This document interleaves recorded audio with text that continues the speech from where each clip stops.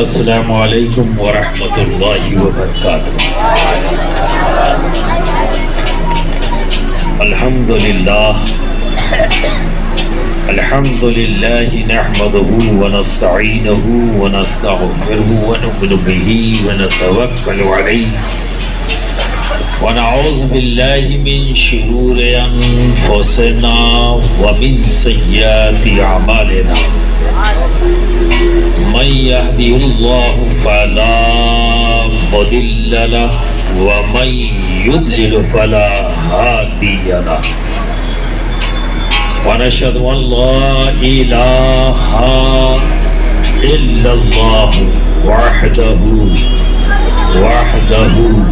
لا شريك له ونشهد أن سيدنا وحبيبنا وطبيب قلوبنا وشفاء صدورنا وغوثنا ومغيثنا ومعيدنا وقطبنا وفريدنا ونظامنا وسراجنا وعلاونا وأشرفنا ونور عيننا وملجأنا وماوانا محمدا عبده ورسوله أما بعد اعوذ باللہ من الشیطان الرجیم بسم اللہ الرحمن الرحیم اهدنا الصراط المستقیم صراط الذین انعمت علیہم غیر المغضوب علیہم ولا الضالین آمین آمین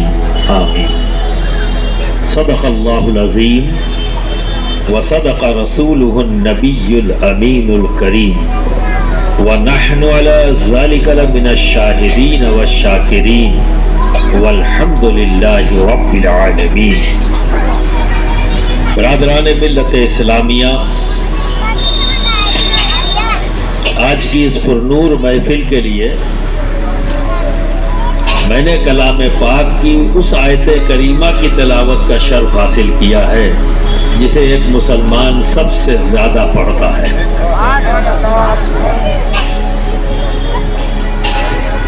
تو اس پر میں گفتگو کروں، آئیے ہم سب مل کر رحمت دو عالم نور مجسم احمد مجتبیٰ محمد مصطفیٰ صلی اللہ علیہ وسلم کی بارگاہ میں جھوم جھوم کر بآواز بلند محبت کے ساتھ درود شریف کا نذرانہ پیش کر لیں۔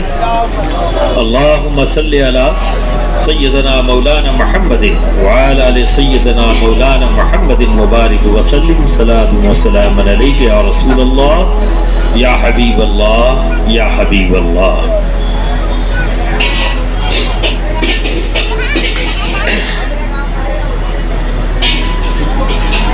سننا، سمجھنا اور پھر عمل کرنا۔ علم کو حاصل کرنے کے تین طریقے، وہ تین طریقے جو ہیں وہ کسب سے تعلق رکھتے ہیں، اور ایک طریقہ وہ ہے علم کا جو فضل سے حاصل ہوتا ہے، اور تین کسب ہے اس میں: سن کر، دیکھ کر اور پڑھ کر۔ شروعات سن کر اور دیکھ کر ہوئی، اور 200 سال بعد پڑھ کر۔ لیکن تین کیٹیگری پہلے ہی سے موجود۔ نبی کریم صلی اللہ علیہ وسلم کی ظاہری حیات کے وقت سے وہ کیا ہے؟ سن کر اور دیکھ کر۔ اور تیسری کیٹیگری کیا تھی جس کے لیے رب فرماتا ہے وَعَلَّمْنَاهُ مِن لَدُنَّا عِلْمًا، میں اپنے خاص علم سے علم عطا کرتا ہوں جنہیں میں چاہتا ہوں۔ تو جسے اللہ چاہتا ہے اپنے خاص علم سے علم عطا کر دیتا ہے، اور اس علم کے تعلق سے میں جس در کا غلام ہوں جس کی غلامی کا پٹا میری گردن میں ہے اور فخر کرتا ہوں، اور جس کے پھینکے ہوئے ٹکڑوں پر میں ہی نہیں میرا خاندان پلتا ہے اور فخر کرتا ہوں۔ یعنی محبوب یزدانی غوث العالم سید اشرف جہانگیر سمنانی رضی اللہ تعالی عنہ فرماتے ہیں، یہ کوئی بابا کا نام نہیں ہے، یہ اپنے وقت کا مجدد ہے، یہ اپنے وقت کا مفسر ہے، یہ اپنے وقت کا محدث ہے، یہ اپنے وقت کا مفکر ہے، اور سب سے خاص بات کہ اپنے وقت کا ادیب بھی ہے۔ کہ آج ہندوستان میں جو اردو زبان بولی جاتی ہے، اس اردو زبان کا پیدا کرنے والا کوئی اور نہیں، سید اشرف جہانگیر سمنانی کی ذات۔ اس لیے میں نے کہا ہلکے میں مت سننا، دلیل بڑی مضبوط لایا ہوں۔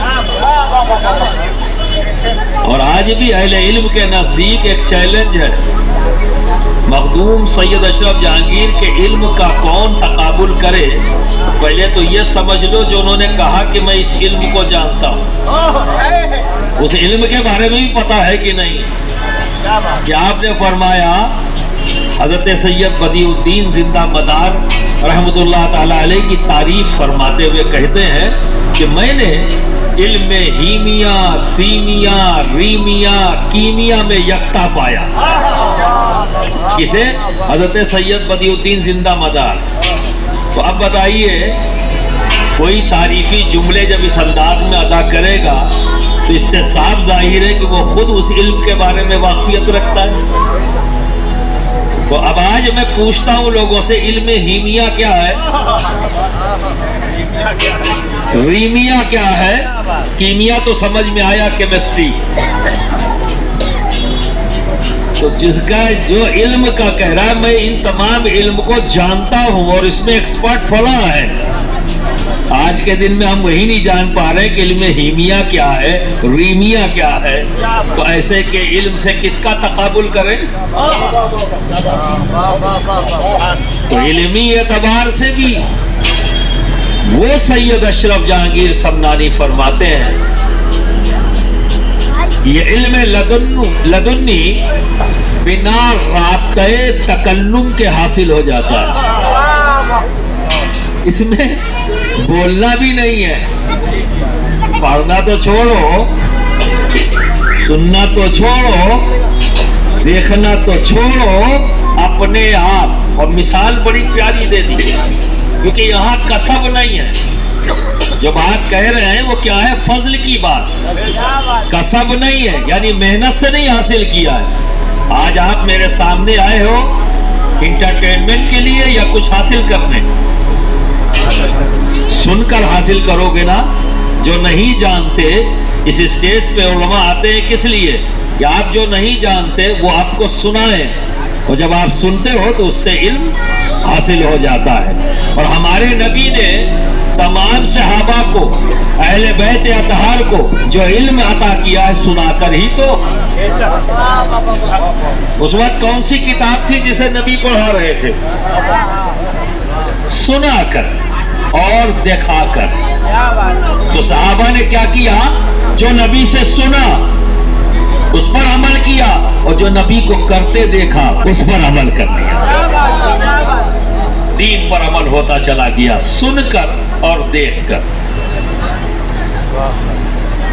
تو اس علم کے لیے رابطے تکلم کی بھی ضرورت نہیں، بات چیت کی ضرورت نہیں، یہ علم اس بندے کو ایسے ہی حاصل ہو جاتا ہے جیسے میت کا ترکہ، جیسے میت کا ترکہ۔ اب باپ چلا گیا دنیا سے تو باپ نے جو کچھ بھی چھوڑا اس کی اولاد میں اپنے آپ بڑھ جاتا ہے، بھائی اس میں محنت کیا کرنی ہے۔ اسی طرح یہ علم جو مثال دیا، اسی طرح یہ علم اللہ رب العزت جسے پسند کرتا ہے اسے عطا کر دیتا ہے، اسے عطا کر دیتا ہے۔ تو اب چلو پسند کرنے والوں کو تلاش کریں، تو قیاس پر نہیں، گارنٹی والا۔ قیاس پر بھی ہم بات کرتے ہیں اور بعض ٹائم قیاس اجماع کی شکل لے لیتا ہے، وہ بات الگ ہے، لیکن پہلے تو گارنٹی والی بات کریں نا، وہ گارنٹی جو قرآن سے ملی، وہ گارنٹی جو حدیث سے ملی، یعنی وہ گارنٹی جو نبی سے ملی، ٹھیک ہے نا؟ پہلے تو ادھر ہی دیکھیں گے، اور کسی بات کا حتمی فیصلہ کرنے کے لیے جواب سب سے پہلے قرآن سے تلاشنا ہے، اور اگر وہاں وضاحت سے نہ ملے تو حدیث میں تلاشنا ہے، اور جب وہاں نہ ملے تب قیاس اور اجماع کی بات آئے گی، ٹھیک ہے؟ ابھی تو ٹھوکم ٹھاک چل رہا ہے۔ برادران ملت اسلامیہ، آپ نے سنا نہیں، علماء سے سنا ہوگا، میں آپ ہی کے زبان میں بیان کر دوں کہ نبی نے دعا کیا، اے اللہ میں حسین سے محبت کرتا ہوں، تو بھی فرما۔ یہ کہا ہے نا نبی نے، اے اللہ میں حسین سے محبت کرتا ہوں، تو بھی حسین سے محبت فرما۔ اے اللہ میں حسن سے محبت کرتا ہوں، تو بھی محبت فرما۔ اے اللہ میں علی سے محبت کرتا ہوں، تو بھی محبت فرما۔ اے اللہ میں فاطمہ سے محبت کرتا ہوں، تو بھی محبت فرما۔ یہ نبی نے دعا کیا، اور یہاں شرط کیا ہے؟ جسے اللہ پسند کرتا ہے۔ تو گویا یہ وہ لوگ ہیں جنہیں رب پسند فرماتا ہے، تو علم لدنی کسی اور کو دے گا؟ کسی اور کو دے گا؟ یہ تو انہی کا حصہ ہے۔ اب آئیے، یہ تو گھر والے ہو گئے، گھر والے ہو گئے نا، تو کیا گھر والے محروم رہے؟ نہیں، محروم نہ رہے، پر کس انداز میں ان کو ملا؟ تو نبی نے ہی فرما دیا، اے اللہ جو حسین سے محبت کرے تو بھی اس سے محبت فرما۔ اے اللہ جو حسن سے محبت کرے تو بھی اس سے محبت فرما۔ اے اللہ جو علی سے کرے تو بھی فرما، جو فاطمہ سے کرے تو بھی اس سے محبت فرما۔ تو گویا علم لدنی میں انہی کو حصہ ملا جس نے حسنین سے محبت کی، جس نے علی سے محبت کی، جس نے فاطمہ سے محبت کی، علی سے محبت کی، جس نے فاطمہ سے محبت کی۔ اور محبت کا تعلق یہاں سے نہیں ہے، محبت کا تعلق قلب سے ہے، محبت کا تعلق زبان سے بھی نہیں، قلب سے ہے۔ اور یہ سچ ہے کہ جو دل میں ہوگا وہی باہر آئے گا۔ اسی لیے اگر قلب کسی کا گندا ہو، حسد کی گندگی سے، انانیت کی گندگی سے، تکبر کی گندگی سے، تقابل کی گندگی سے، وہاں محبت نہیں رہے گی۔ اس کی زبان سے نکلا ہوا ہر لفظ یہاں سے نہیں، یہاں سے آ رہا ہے۔ اور نبی نے ہمیں یہ بتا دیا ہے، ایک وقت ایسا آئے گا کہ لوگوں کی زبانوں پر کلام پاک کا ورد ہوگا، پر آواز حلق سے آئے گی، یہاں سے نہیں۔ اور شاید اب ہم اس دور کو دیکھ رہے ہیں، قلب گندا ہے تو آواز یہاں سے نہیں آئے گی۔ جب تک یہ صاف نہ ہو محبت نہیں آ سکتی۔ برادران ملت اسلامیہ، میں نص سے کہتا ہوں، ان الذین آمنوا وعملوا الصالحات سیجعل لحم الرحمن ودا۔ بے شک جو ایمان لائے اور نیک عمل کرتے ہیں، ان قریب رحمان محبت عطا کر دے گا۔ یہ نص دلیل ہے۔ تو جب مفسرین نے اس آیت کریمہ کی تفسیر بیان کی، تو اب یہ ڈیٹیل میں نہیں جانا چاہوں گا چونکہ وقت کی یہاں پابندی رہتی ہے، تو ذہن آپ کا صاف کرنا چاہتا ہوں کہ اس بات کو بھی ذہن میں لے کے جائیں کہ جب مفسرین نے اس کی تفسیر کی، اس آیت کریمہ کی، تو کیا تفسیر کی کہ جو ایمان لائے اور نیک عمل کرتے ہیں ان قریب رحمان محبت عطا کر دے گا، یعنی جس کا ایمان، جس کا عمل بارگاہ خداوندی میں مقبول، اللہ رب العزت ان کی محبت قلب میں ڈالے گا. کن کی؟ حسن، حسین، علی اور فاطمہ. یہ ایسے ہی نہیں ہو جانا ہے، وہ قراتی کرنے سے نہیں آنا ہے. اس لیے وضاحت کر دی کہ یہ تقابل جو کر رہے ہیں، تقابل کرنے سے پہلے ان کے حالات بیان کر دو کہ صحابہ اہل بیت سے کتنی محبت فرماتے تھے اور اہل بیت صحابہ سے کتنی محبت فرماتے تھے. اگر یہ کرو تو عوام کو فائدہ ہوگا، وگرنہ فتنہ ہی فتنہ، وگرنہ فتنہ ہی فتنہ. تو برادران ملت اسلامیہ، آؤ، میرا رب ہمیں کیا ڈائریکشن دے رہا ہے.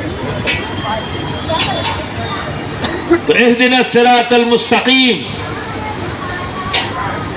پڑھتے ہیں نا مسجد میں جا کر. جب جب آپ اپنے رب کے سامنے کھڑے ہوتے ہو اس نیت کے ساتھ کہ میں اپنے رب کے سامنے کھڑا ہوں،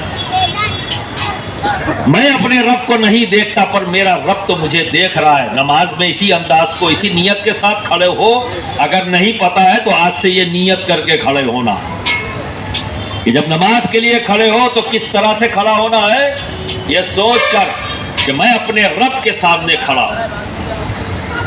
میں اسے نہیں دیکھ سکتا پر میرا رب مجھے دیکھ رہا ہے.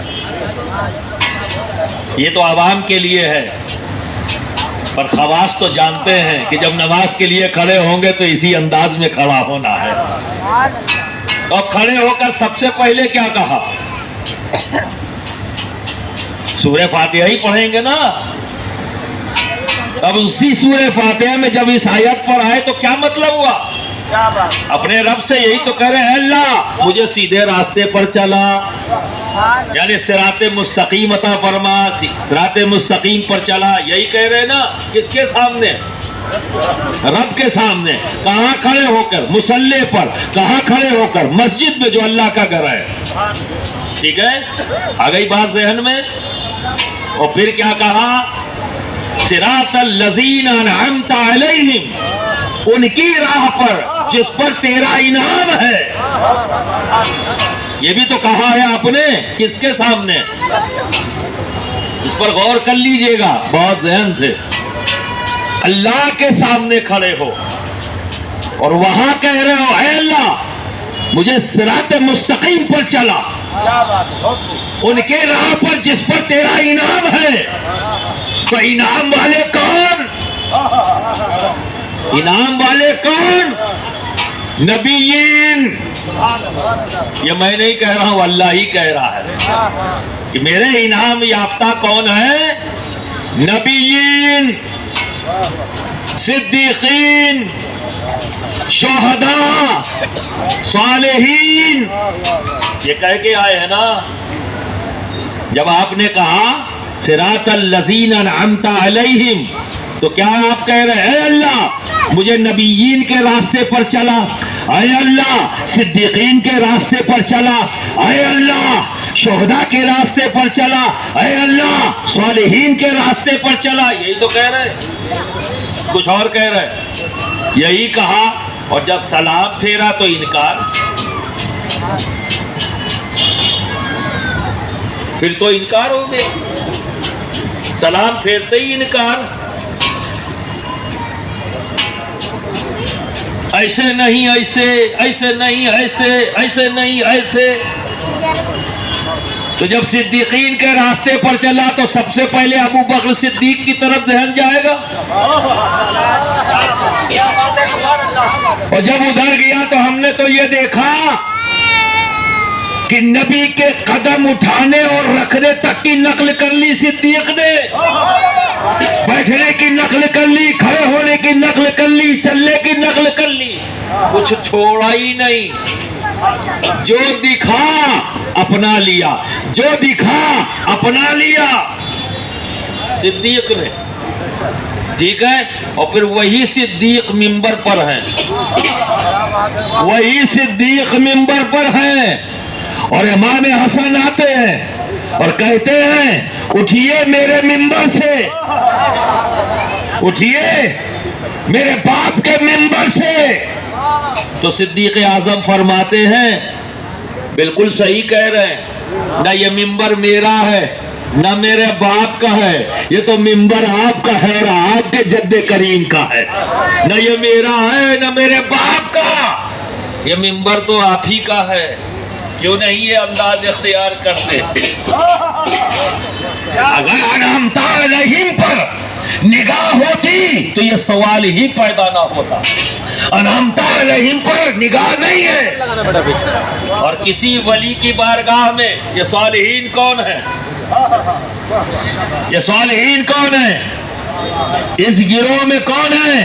غوث اعظم ہیں، غریب نواز ہیں، مخدوم سمنہ ہیں، روح زمین کے تمام اولیاء کرام کس جماعت سے تعلق رکھتے ہیں؟ صالحین سے نا۔ تو بھائی انعمت علیہم پڑھ کر آئے ہو اور سلام پھیرتے ہی انکار کر دیا، نہیں جانے کی ضرورت ہے، کیا فائدہ ہوگا؟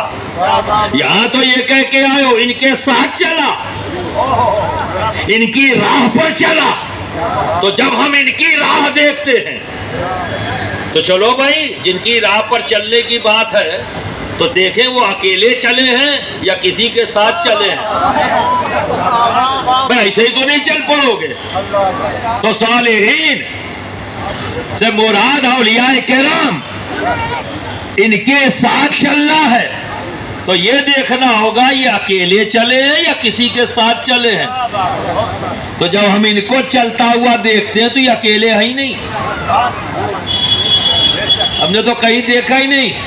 غریب نواز چلے تو خواجہ عثمان ہارونی کے ساتھ، مخدوم سمنہ چلے تو حضرت شیخ علاء الحق پنڈوی کے ساتھ، علاء الحق پنڈوی چلے سراج اخی آئین ہند کے ساتھ، سراج اخی آئین ہند چلے تو محبوب الہی نظام الدین اولیاء کے ساتھ، نظام الدین اولیاء کو جب دیکھا تو وہ چلے حضرت بابا فرید گنج شکر کے ساتھ، جب بابا فرید گنج شکر کو دیکھا تو وہ چلے قطب الدین بختیار کاکی کے ساتھ، جب انہیں دیکھا تو انہیں دیکھ رہے خواجہ معین الدین چشتی سنجری اجمیری کے ساتھ، تب چلتے چلے آ رہے۔ اب آئیے حضرت معروف کرخی اکیلے چلے، وہ تو کہیں اور تھے، وہ تو کہیں اور تھے، رب نے فضل کیا، چل پڑے انعام یافتہ کے ساتھ، یعنی امام علی رضا، امام علی رضا کے پاس پہنچ گئے، چل پڑے صراط مستقیم پر، اور ایسا چلے کہ جو بھی آیا، حضرت سری سختی آئے چلا دیا صراط مستقیم پر، سری سختی کے پاس جنید بغدادی آئے تو چلا دیا صراط مستقیم پر۔ اب انکار کر رہے ہو بھائی تو بتاؤ کون سا مستقیم چاہیے؟ اس صراط پر جانا چاہتے ہیں۔ طریق کا معنی راستہ کے ہے، اسی لیے تو اس گروہ کو، صالحین کے گروہ کو یہ بھی کہا جاتا ہے اہل طریقت، راستے والے، صراط مستقیم والے، اہل طریقت اسی لیے کہا گیا انہیں۔ تو برادران ملت اسلامیہ جو تلاوت کر کے آئے ہو وہ خالی نماز تک ہے وہ دین؟ سلام پھیرنے کے بعد دین نہیں چاہیے؟ مسجد کے اندر دین ہے، مسجد کے باہر دین نہیں چاہیے؟ تو دین کی ضرورت تو ہر جگہ ہے، صراط مستقیم کی ضرورت تو ہر جگہ ہے، کسی موڑ پر ہو، چاہے زندگی کا کوئی بھی موڑ ہو، ضرورت تو ہر وقت ہے۔ اور یہ صراط مستقیم کون ہیں؟ جن پر رب کا انعام ہے، خود رب نے بتایا، اس میں ہم کیوں دماغ لگائیں؟ ہمیں تو تلاشنا ہے، ان انعام یافتہ بندوں کو تلاشنا ہے۔ اب جب تلاش لیا تو پھر انکار کیوں؟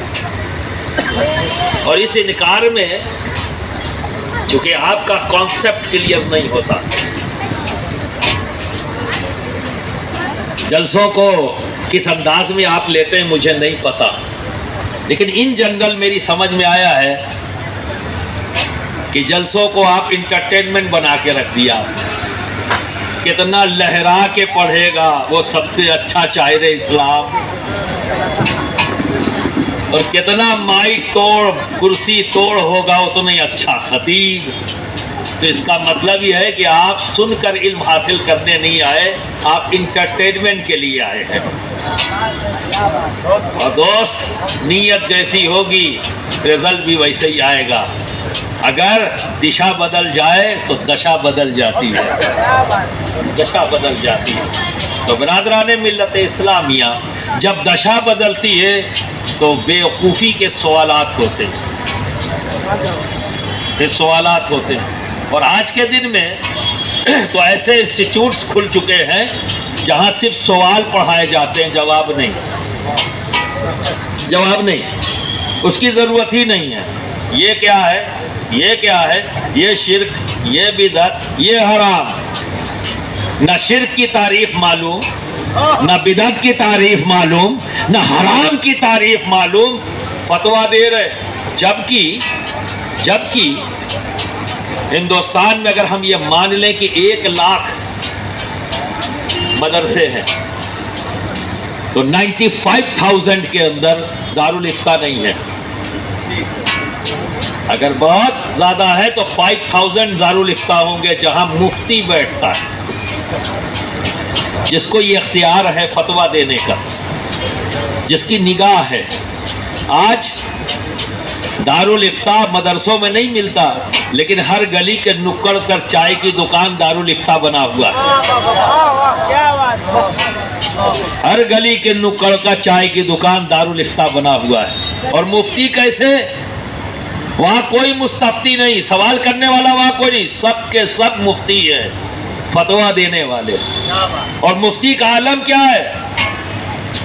فتویٰ دیتے دیتے اٹھے، دیوار کے پیچھے گئے، کھڑے کھڑے نپٹے، واپس آئے، پھر فتویٰ. کوئی دوسرا کچھ کہہ دے تو آستین چڑھاتے ہو. ان کا کیا کیا جائے؟ ان کا کیا کیا جائے؟ ان بقراتیوں سے صراط مستقیم نہیں ملے گا. اور یہاں ہم پرماننٹ نہیں ہیں، مسافر ہیں.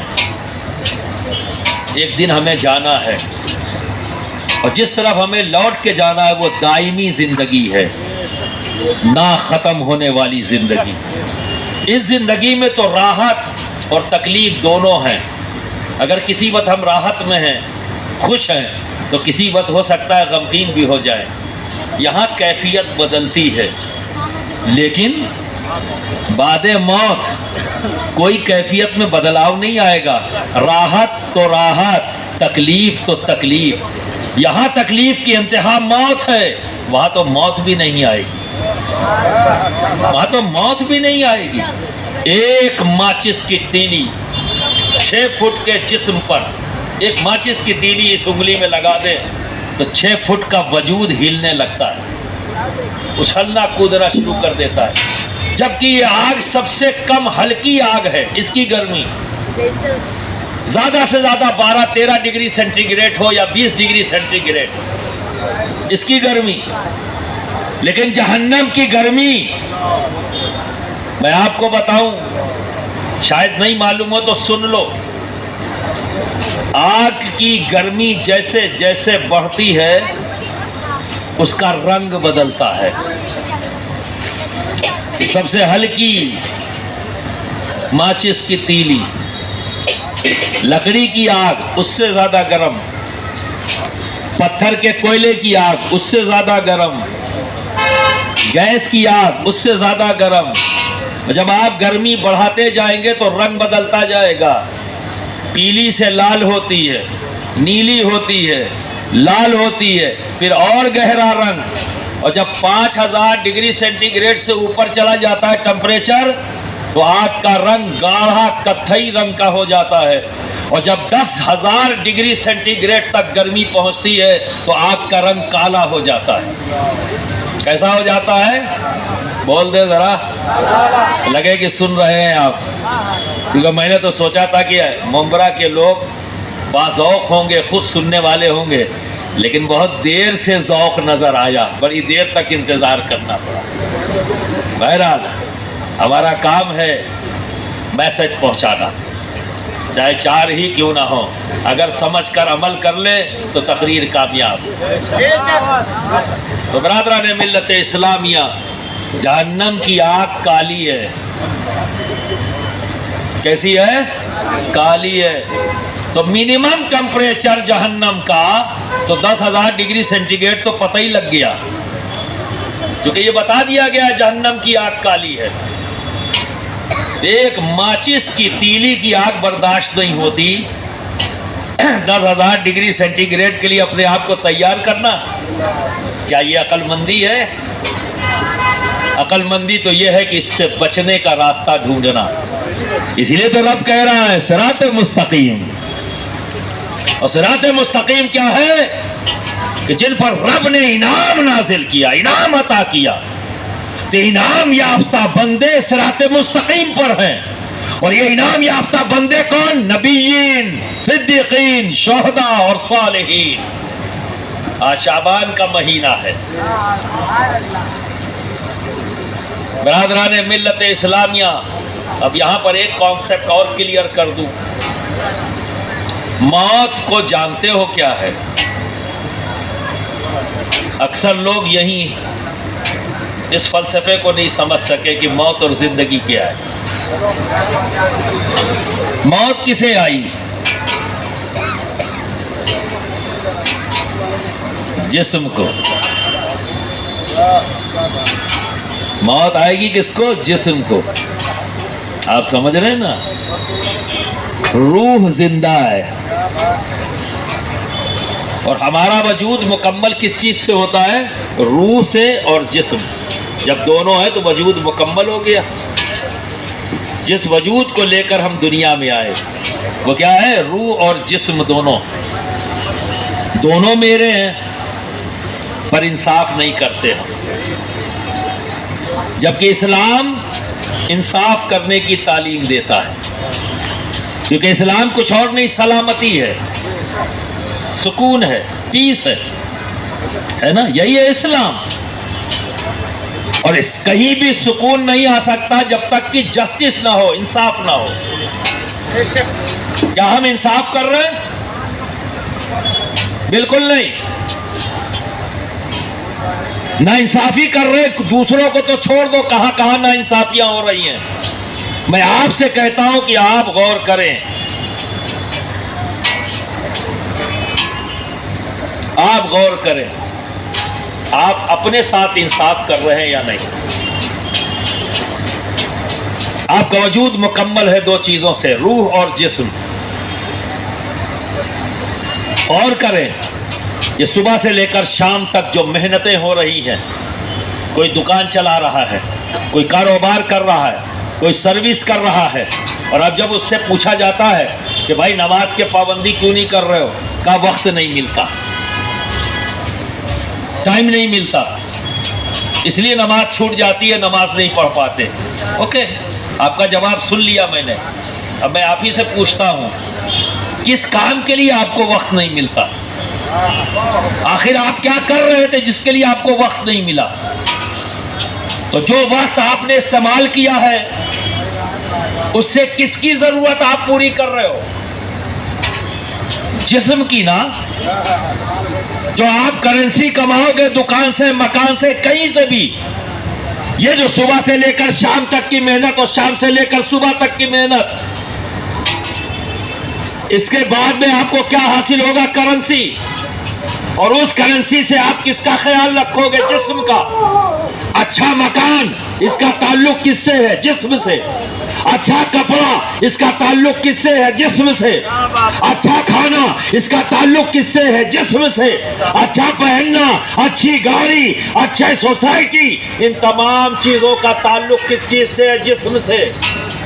بے شک آپ کا جسم ہے، آپ کو اختیار حاصل ہے، اس کا خیال رکھیے، پر روح بھی تو آپ ہی کی ہے، کسی اور کی تو نہیں۔ اس کا خیال کوئی اور رکھے گا کہ آپ؟ کون رکھے گا؟ تو جب اس کے خیال رکھنے کے لیے ہم کہتے ہیں نماز پڑھو، نیکی کرو، نیک عمل کی طرف جاؤ، علماء کی صحبت اختیار کرو، مشائخ کے ساتھ بیٹھو تاکہ نیکی کر سکو. تو آپ یہ کہتے ہوئے نظر آتے ہو وقت نہیں ہے. جہاں سے روح کی ضرورت کو پورا کرنا تھا وہاں ٹائم نہیں ہے. تو یہ وجود جو جسم ہے یہ تو ایک دن گل جائے گا پر روح زندہ رہے گی. روح کو موت نہیں آتی، روح تو انتقال کرتی ہے، ٹرانسفر ہوتی ہے ایک جگہ سے دوسری جگہ. آج ہمارے روح ہمارے جسم کے ساتھ ہے زمین پر، کل زمین میں ہوں گے، پر روح زندہ ہے. اور جب روح زندہ ہے تو اس کی ضرورتیں بھی زندہ ہیں. جیسے جسم کے ساتھ روح ہے تو جسم کی ضرورتیں ہیں، ہم نے اس کی ضرورت کو پورا کیا. پھر ایک دن ایسا آیا کہ جسم کی ضرورت ختم ہو گئی، اب اسے کھانا نہیں چاہیے، اسے کپڑا نہیں چاہیے، بس ایک ہی کپڑے میں کام ہو گیا. فائنل کپڑا ایک بار پہنا دیا، فائنلی نہلا دیا، سب کام فائنل ہو گیا. کفن دیا، غسل دیا، کفن دیا، لے جا کر لٹال دیا. اب جسم کی ضرورت وہ آخری تھی پوری کر دیا، پر روح تو زندہ ہے. تو جب روح زندہ ہے زمین پر ہو تو بھی یہ ضرورت اس کی پوری کرنا ہے، اور جب زمین میں ہوں گے تو بھی اس کی ضرورت پوری کرنا ہے. اب بھی پر فرق اتنا ہے کہ جب ہم زمین پر ہوتے ہیں تو اپنے جسم کی اور روح کی دونوں کی ضرورت انصاف کے ساتھ ہمیں پوری کرنا ہے. لیکن جب زمین میں ہوتے ہیں ہم تو اس وقت ہماری روح کی ضرورت باقی ہے، پر ہم اپنی زندگی میں ایسے کام کر جاتے ہیں، ہم ایسے کام کر جاتے ہیں کہ جس کا ثواب ہماری روح کو ملتا رہتا اور ہماری روح کی ضرورت پوری ہوتی رہتی. اس ضرورتوں میں ہماری اولاد بھی ہے، یہ اولاد ثواب جاریہ ہے. اگر مسجد بنائی ہے تو یہ بھی ثواب جاریہ ہے، مدرسہ بنایا ہے تو یہ بھی ثواب جاریہ ہے، ایک پیڑ لگا دیا ہے تو یہ بھی ثواب جاریہ ہے. یہ انسان اس سے فائدہ اٹھائے گا، ایک عام آدمی. تو برادران ملت اسلامیہ، جب روح کی ضرورت موجود ہے تو 15 شعبان یعنی شب برات، شب برات، برات نہیں ہے، عرف عام میں ہم سب کہہ دیتے ہیں برات برات برات، دراصل اس کا اصل نام ہے شب برات، یعنی برات، چھٹکارا، آزادی. کس چیز سے؟ گناہوں سے. آزادی کا دن ہے کیونکہ رب تجلی فرماتا ہے اپنے عرش سے اور آواز دیتا ہے اپنے بندوں کو، ہے کوئی جو مجھ سے مغفرت طلب کرے، ہے کوئی جو مجھ سے اپنے گناہوں کی معافی مانگے. تو اس دن ہمیں اپنے بھی گناہوں کی معافی مانگنا ہے، اپنے بھی گناہوں کی معافی مانگنا ہے، اور اپنے جو جدا ہو گئے، جو جدا ہوئے، ان کی بھی مغفرت طلب کرنا ہے، ان کی بھی مغفرت طلب کرنا ہے. اور اس دن ان کو تحفے دینا ہے، اس دن ان کو ہمیں تحفے دینا ہے. تحفہ کیا ہے؟ چاروں قل. تحفہ کیا ہے؟ سورہ فاتحہ کی تلاوت. تحفہ کیا ہے؟ چاروں قل کو پڑھ کر تلاوت کر کے ایصال ثواب کر دینا. کیونکہ ہماری ذمہ داری ختم نہیں ہوئی، ذمہ داری ابھی بچی ہوئی ہے. ہم اولاد ہیں، ثواب جاریہ ہیں اپنے والدین کے لیے، اپنے بھائی بہن کے لیے، جو بھی ہمارے عزیز و قریب ہم سے جدا ہوئے. اب سوال یہ ہوتا ہے آخری بات کہہ کر کیا ضروری ہے جانا؟ ایصال ثواب تو ہو سکتا ہے گھر سے، تو وہاں کیوں جائیں؟ ٹھیک ہے. تو برادران ملت اسلامیہ، جب کوئی مومن کلمہ گو قبرستان میں جاتا ہے اور وہاں درود شریف پڑھتا ہے، تلاوت کرتا ہے اور رب کی بارگاہ میں مغفرت طلب کرتا ہے اپنے عزیز کی، تو سارے مردوں کو اللہ رب العزت سکون بخشتا ہے. ان تلاوتوں سے سب کو سکون ملتا ہے، عذاب تھم جاتا ہے. اگر کوئی شامت اعمال کی بنیاد پر عذاب میں مبتلا تھم جاتا ہے تو سب کو فائدہ ہوتا ہے. ایک اب آئیے ولیوں کے ہاں کیوں جائیں؟ کہ جب ایصال ثواب کا فائدہ یہی ہو جاتا ہے، ایصال ثواب ہو جاتا ہے، تو برادران ملت اسلامیہ بس ایک مثال سے اس بات کو سمجھاؤں گا کہ ایک صاحب ایک پیر کے پاس گئے اور کہا کہ حضرت ایصال ثواب گھر سے ہو جاتا ہے؟ کہاں ہو جاتا ہے؟ کہ پھر غریب نواز کے ہاں جانے کی کیا ضرورت، غوث پاک کے ہاں جانے کی کیا ضرورت، مخدوم سمنا کی بارگاہ میں حاضر ہونے کی کیا ضرورت، کسی ولی کے بارگاہ میں جانے کی کیا ضرورت جب ایصال ثواب گھر سے ہی ہو جاتا ہے؟ کہاں ہو تو جاتا ہے، لیکن بیٹے ذرا قریب آ جاؤ۔ گرمی کا تھا موسم، پسینے پسینے ہو رہا تھا، تو قریب بلا لیا، پھر سامنے آ بیٹا میرے قریب بیٹھ جا۔ قریب بیٹھ گیا۔ ایک مرید پنکھا جھل رہا تھا پیر صاحب کو، ٹھیک ہے، تو پنکھا جھلتا رہا، جب ہوا لگی اس کو تو پسینہ سوکھا، ٹھنڈک محسوس ہوئی، راحت مل گئی۔ جب وہ راحت میں آ گیا تو پیر صاحب نے پوچھا بیٹا یہ بتا اب تجھے کیسا لگ رہا ہے؟ کہا حضرت اب راحت مل گئی، جب آیا تھا تو بڑی گرمی لگ رہی تھی، پسینہ چھوٹ رہا تھا، لیکن جب آپ کے قریب بیٹھ گیا تو پنکھے کی ہوا سے مجھے بھی راحت مل گئی۔ تو پیر صاحب نے پوچھا یہ بتاؤ یہ پنکھا تمہارے لیے چل رہا تھا یا میرے لیے؟ یہ پنکھا جو میرا یہ مرید جھل رہا تھا یہ تمہارے لیے تھا یا میرے لیے؟ کہا حضور آپ کے لیے۔ کہا پھر تجھے کیسے راحت ملی؟ کہا کچھ ہوا میری طرف بھی آئی، جو پنکھا سے ہوا چل رہی تھی وہ ہوا میری طرف بھی آئی اور اس ہوا سے مجھے راحت ملی۔ کہا بس یہی سمجھنے کا مقام ہے۔ بے شک ایصال ثواب گھر سے بھی ہو سکتا ہے، لیکن جب تو اللہ کے دوست کے پاس جائے گا، ولی کے پاس جائے گا، صالحین کی جماعت کے کسی فرد کے پاس جائے گا، تو اللہ کے دوست جہاں ہوتے ہیں وہاں رب کی رحمتوں کا نزول ہوتا ہے۔ جب تو وہاں جائے گا تو اس رحمت کی کچھ چھینٹیں تیرے دامن میں بھی آ جائیں گی، تیرے دامن میں بھی آ جائیں گی۔ تو برادران ملت اسلامیہ جس آیت کریمہ کی تلاوت سب سے زیادہ کرتے ہو دل سے اس پر عمل شروع کر دو تو بڑے کنفیوژن دور ہو جائیں گے، بڑے کنفیوژن دور ہو جائیں گے۔ اہدنا الصراط المستقیم صراط الذین انعمت علیہم غیر المغضوب علیہم ولا الضالین۔ اے اللہ تو ہمیں سیدھے راستے پر چلا، ان کے راستے پر جس پر تیرا انعام ہے، یہ انعام والے بندے کوئی اور نہیں۔ اسی گروہ میں صالحین کا گروہ آتا ہے، یعنی اس سے مراد اولیاء کرام ہیں۔ ہمیں ان کے راستے پر ان کے ساتھ چلنے کے لیے کوشش کرنی چاہیے تاکہ ہمارا ایمان سلامت رہے، ہمارا عمل سلامت